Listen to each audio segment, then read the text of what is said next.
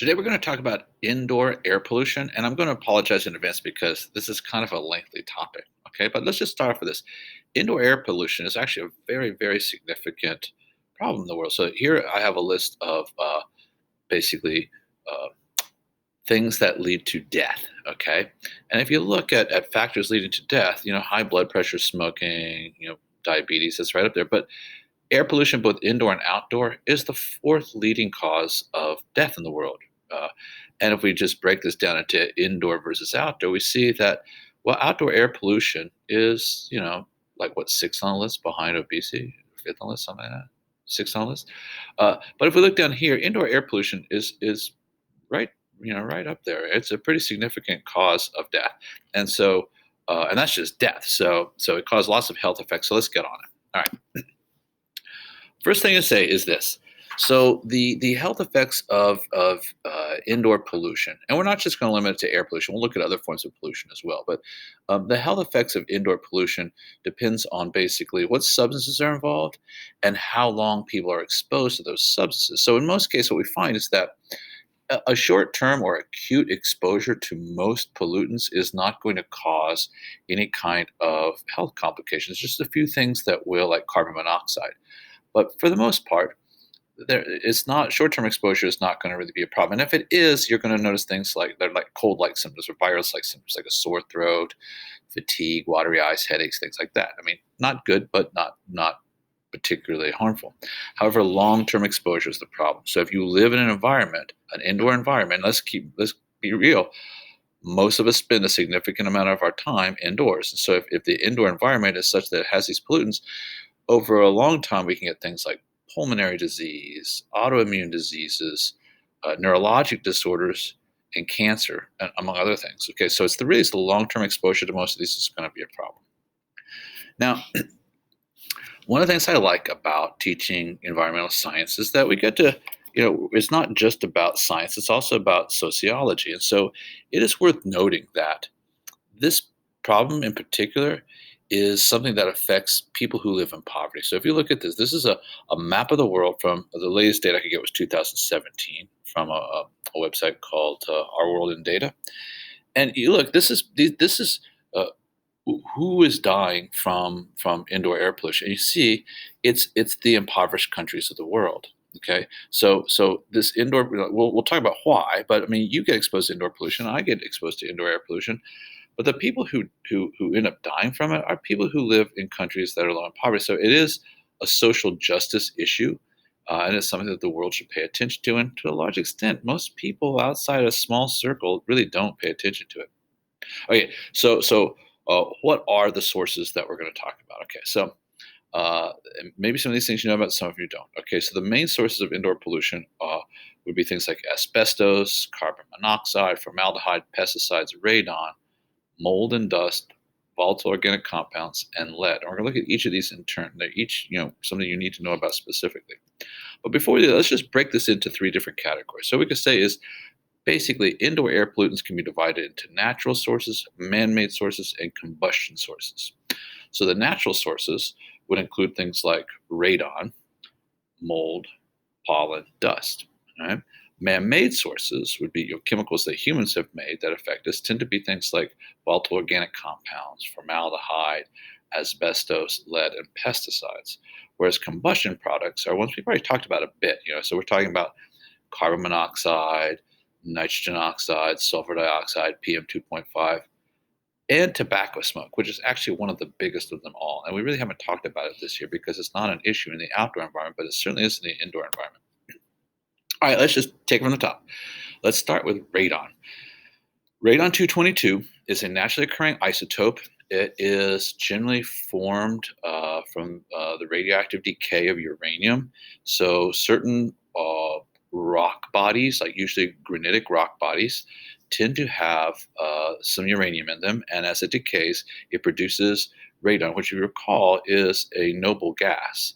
So being a noble gas, it doesn't bond anything. And so it just tends to leak upward through cracks in the ground, and it works its way into the soil, into the groundwater, and into people's basements. Now, one thing about it is it's a very dense gas. So it's far more dense than, say, even carbon dioxide. So it tends to stay low. right?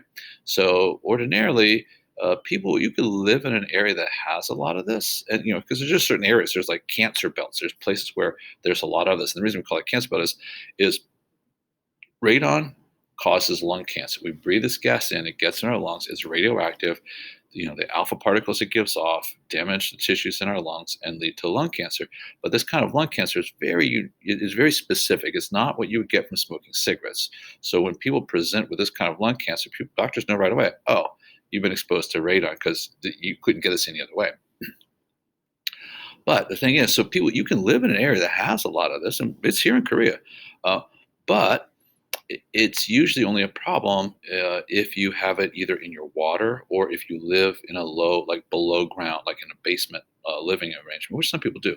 So let's just take a look at this, okay?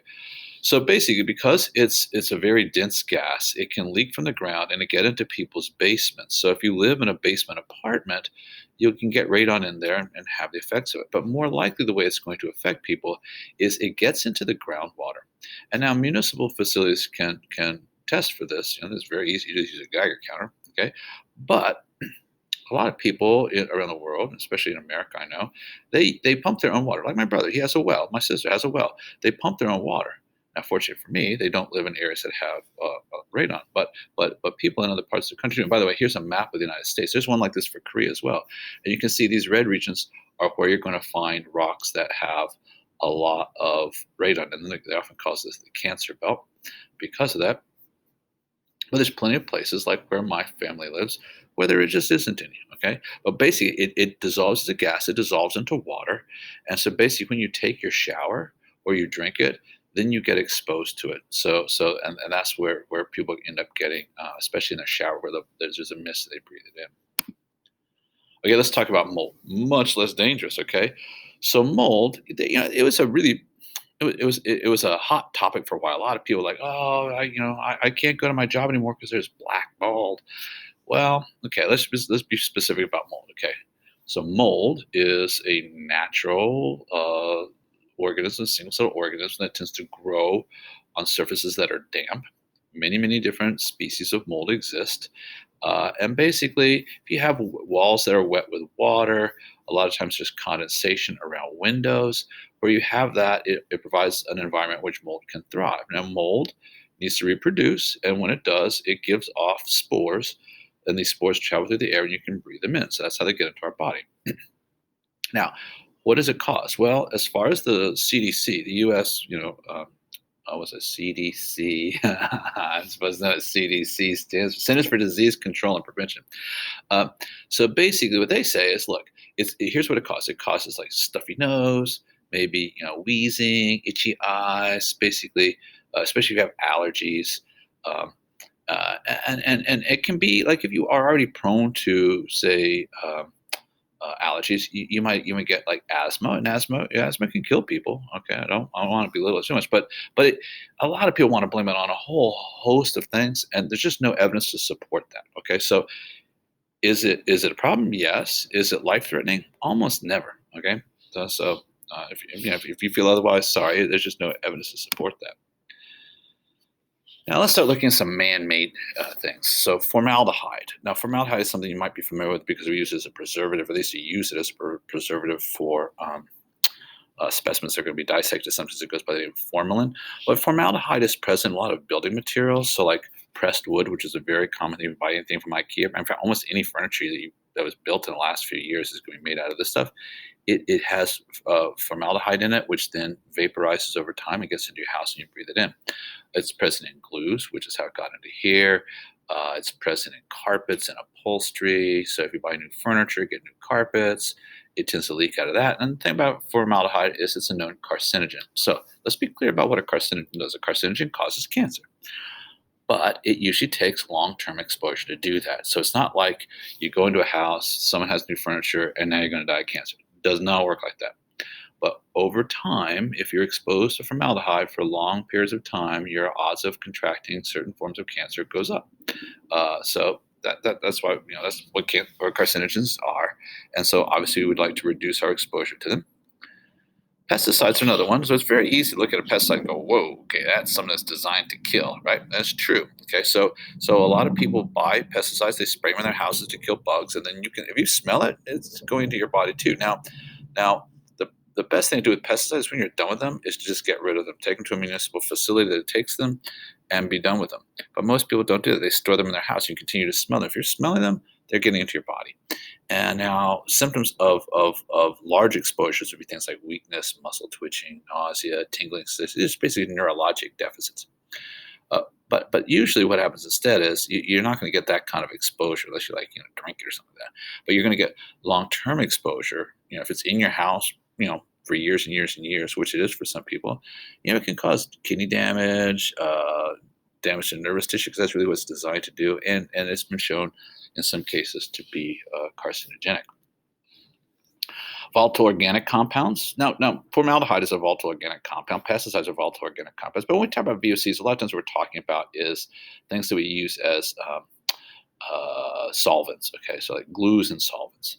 So things that we use to stick things together and take things apart. Okay, basically. And also in fuels. Okay, so paint remover fuels, paint stuff like that. You can smell these things. They're volatile organic compounds. Large exposures can cause immediate effects, acute effects like headache or nausea. Long-term effects are going to cause things like kidney damage, liver damage, central nervous damage, and cancer. So like a lot of these things can cause cancer, right? Well, best thing to do is don't use it when you don't need it. If you have a short-term exposure, you had to glue something together, you had to take some glue off, so you use this, and yeah, you smelled it for a couple of days. That's not going to kill you.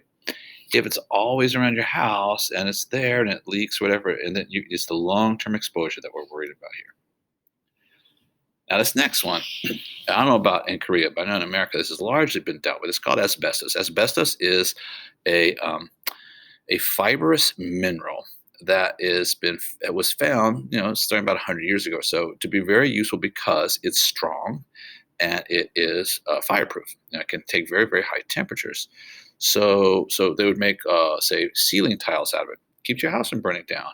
They make floor tiles out of it. It's very strong. They put it in cement and concrete. It's very strong. Okay, but the problem is these little fibers break loose. They get embedded in our lungs, and they cause this long-term lung irritation, which can lead to different types of lung diseases. Some people say it may lead to cancer. That I'm not sure. When I read about that, I find different things. Different organizations have different views on that, but it certainly is a health problem, a very serious health problem. It's worth noting it's also found in auto brakes and auto transmissions because there's very high temperatures. Now, what should a person do about asbestos? Like, you should just get rid of it, tear out those tiles. Well, here's the thing: if you have a house that has this in it, you don't want to be the person who tears them out because you're going to get a lot of exposure. There's going to be a lot of particles let go. So there's very specific ways in which it has to be removed. So you have to have a company that's trained to remove the stuff. Sometimes a building will have to be closed. When it became known as a serious indoor air pollutant in the 80s, they started just shutting down buildings for months at a time while they fumigate and try to get all the particles out of there that they possibly could. But again, it's really about long-term exposure rather than acute exposure. Lead. Okay, there's no level of lead that's okay to be subjected to. Lead, there's two main ways that people get exposed to lead. It's present in paints. This used to be, it isn't anymore. And it used to be used for pipes. And unfortunately, what happens is that lead paints might still be in houses. Lead pipes might still be in houses. And by the way, remember, it's the impoverished people who are most affected. Who's going to live in a house that has this kind of paint on it that we see here? Well, usually it's going to be people who are poor and can't afford a better house. And the person who owns the house isn't going to invest a lot of money in it because it doesn't pay much in the way of rent. Same thing is true for lead pipes. This house was built 100 years ago. So I'm renting out now. I'm making some money, but I don't want to spend the money to replace the pipe, so I just leave them there. So usually it's people who can't afford better housing that get exposed to lead. And lead is really bad stuff. Okay, so basically, it causes the worst thing it does is when children are exposed to it or babies in utero are exposed to this, it causes significant developmental problems. So the children their brains just don't grow. So it causes intellectual impairment. That's lifelong. It also causes neurologic problems in adults. You've probably heard the term "mad as a hatter" or the Mad Hatter from Alice in Wonderland. That's because people used to use lead compounds for the felting of beaver fur to turn beaver fur into felt for hats. It's really popular in the 1800s, and people who worked with these compounds ended up basically going crazy. They have neurologic problems just from lead poison. Okay, it also causes blood problems like anemia, kidney damage, brain damage, stroke, death. Okay, it's not good stuff. All right, but the main way people get it is from paint and from and like if you try to get rid of the paint, little particles get into the air. You sand it, gets in the air, and also drinking water. When it comes to drinking water, I want to talk about this one here. There was a tragic example, and you could expect them to ask you about this on the test because it was a pretty famous case. It's fairly recent. 2014, the city of Flint, Michigan, again, a very poor community, mostly African American people whose jobs went away when the auto industry moved away from Michigan to places that didn't have unions. And so you have all these people who are kind of stuck there living in low income housing where it's not getting repaired. Lead paint on the walls, you betcha. Lead pipes in the house, you betcha. But the thing is, even though the pipes are made out of lead, if the pH is high enough and the salt level in the water is low enough, there's not that much lead. So people weren't having problems with it. What happened was there was a contamination of the water source that the town used. So they were offered a chance to buy water from a municipality. They thought that's too expensive. We're just going to switch to the Flint River and treat that water. Well, the problem is the Flint River had lower pH. It was still above 7, but still lower than what it should have been. And also, it had a high concentration of chloride ions in it. And as a consequence of that, when they started pumping it through people's houses, it started leaching the lead out, and people started complaining about the smell of the water, the taste of the water. They didn't like it. But you know what? The people who ran this water district and who ran the city, they were not poor people. And the people who were complaining, they were poor people. And so they were ignored. And it wasn't until doctors started noticing, "Man, I'm getting a lot of kids with lead poisoning. What's going on here?" And they finally, it was quite a controversy because there are people, I think there might have been people who went to jail over it. It was really bad. I mean, people were definitely guilty of hiding the fact that their decision to pump this water caused lead poisoning in a lot of children. All right, carbon monoxide, of all the things we've been talking about, this is the one thing that acute exposure can kill you fast. Like, you could be dead overnight from exposure to this stuff. Okay, so it's a colorless, odorless gas. We've talked about it before. It's one of our AQI pollutants. You should already know by now it's a product of basically incomplete combustion, which just means we don't have the right fuel to oxygen ratio. So we have, instead of making CO2, we make CO. Okay, but the fact that it's colorless and odorless is a problem. The other thing is, and so how to get in our house? Well, anytime you're burning anything, it's possible. So what do people burn in their houses? Well, okay, let's look at it. And keep in mind, it's an Americentric test, so I'm going to talk about Korea, but I'm also going to talk about America. So in our houses here, you might have a gas stove for cooking. It's the main thing people would have. Some people have gas heaters. In America, people have like gas. They use gas for their water heaters. They use gas for their clothes dryers. Um, People have fireplaces, wood stoves to heat their houses. All these things have the potential to produce CO. Okay, and the problem with CO is it's an asphyxiant. Remember, it binds to hemoglobin, and then it doesn't let go. So it basically renders our blood useless, and you basically slowly suffocate without realizing that's what's happening. And basically, at high doses, you just basically get tired, you fall asleep, and then you die. And so, and the symptoms, like dizziness, confusion, shortness of breath. And when people present with this, doctors realize what it is. Really, all you can do is get the person away from the source and wait for their body to make new blood cells. Now, how do you deal with this one? Well, the main thing you got to do here is you need to have a detector because you can't detect it yourself. So now it's a law in a lot of places, at least in America, that you have to have a carbon monoxide detector. Now, I didn't have one in my house, and I had gas stove, I had gas water heater, I had a fireplace, all that stuff, right? Didn't have one of these, and then I came to Korea for 4 years. When I came back, I'd rent my house out. The rental company had put one in me. It was a law. I didn't realize it was. Um, so the other thing is ventilation. Have good ventilation. Draw air out of your house, and that increases your heating bills, but it makes you safe. And the other thing is just make sure that any kind of appliance that uses fire is inspected on a regular basis, whether that's a fireplace, a kerosene heater, stove, water dryer, whatever. Okay. Now, also you can get other AQI pollutants like NOx, SO2, PM, and these usually again come from burning, just like they do in the outdoors. Okay, so burning things like kerosene as a fuel has a lot of sulfur in it, so you can get sulfur dioxides that way. Burning pretty much anything, remember, it's going to make high enough temperatures you're going to get NOx. You can also get little particles of these substances.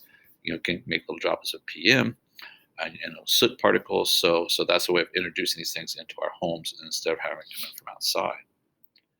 Uh, Another thing is like stoves, candles. When you see smoke, that's PM, right? So then that's just the PM that you can see. The smaller stuff you don't see, and it can be coming from other sources. Um,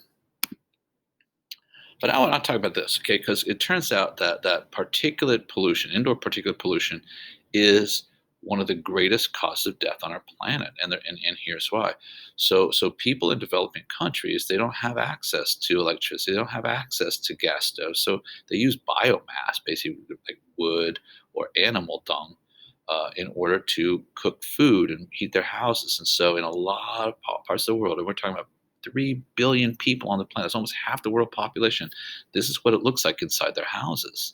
So they're breathing in these particulate matter, and it causes the World Health Organization estimates about 4 million deaths a year. 4 million. I think coronavirus, people are freaking out. Every year, 4 million people are dying because of this. And the answer is, and again, who are these people? These are the poorest people in the world, right? These are the people in developing countries, the people in Africa, these are people in India, these are people in Pakistan, places like that. So the poorest people in the world, unfortunately, are the ones who are suffering from this type of indoor air pollution. And then another type of indoor air pollution is one that this one is definitely happens all over the world. And this is basically secondhand tobacco smoke. So everybody knows, I think should know, that smoking cigarettes is bad for you. It causes lung cancer. It causes heart disease. It causes lots of problems. Okay.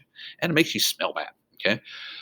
However, when people in a home are smoking, there's a lot of smoke that goes into the air. It's called secondhand tobacco smoke. And it causes lots and lots of problems. Okay. So people who live in houses with people who smoke are essentially, I mean, imagine you go into a house where people are smoking and you think like, well, if this was a factory, would we ever like accept this? Would the government say, oh yeah, it's okay to have this kind of smoke here? No way. All right. It's terrible stuff. So basically it contains carcinogens. And it contains people who breathe it in, they're subjected to heart disease, stroke, lung cancer, sudden infant death syndrome. That's when a baby basically goes to sleep and just dies. Okay, it's been clearly shown that in houses where people smoke, that happens a lot more often than houses where it doesn't, and it causes asthma. So a lot of children who end up developing asthma is because their parents smoke. So here you go. I'm going to end with this. I'm sorry this is such a long one. So what are the best ways to avoid the complications caused by indoor air pollution? Well, it comes to this. First, detection. So there's certain things like radon. You can have a radon detector. You can have a CO detector. So you can have detectors. So detection is one way of preventing it. Okay, some of the more lethal ones, CO and radon, are really bad ones. There's detectors for those. Ventilation. Simply have air flowing through your house. Have air pumped out of your house. Yes, it causes you to have increased heating bills or cooling bills in the summertime. However, it's much better for you health wise. Make sure your appliances are maintained. So you're like, are your pipes safe? Have inspections. Is your fireplace okay? Is your wood stove okay? Is your stove okay? So basically, people don't want to spend the money to have someone come in and inspect things because you're afraid they're going to charge you extra. They're going to charge you for that, and then they're going to tell you need to replace things, which is unfortunate, but it is important. And the other one is just education. Know what the problems are. If you don't know that pesticides stored in your house is a problem, you're going to do it. If you don't know that that carbon monoxide can be a problem, you won't put in a detector like I didn't. Okay. So anyway, there you have it. That's indoor air pollution. Sorry it was such a long one. Thanks for listening. See you soon.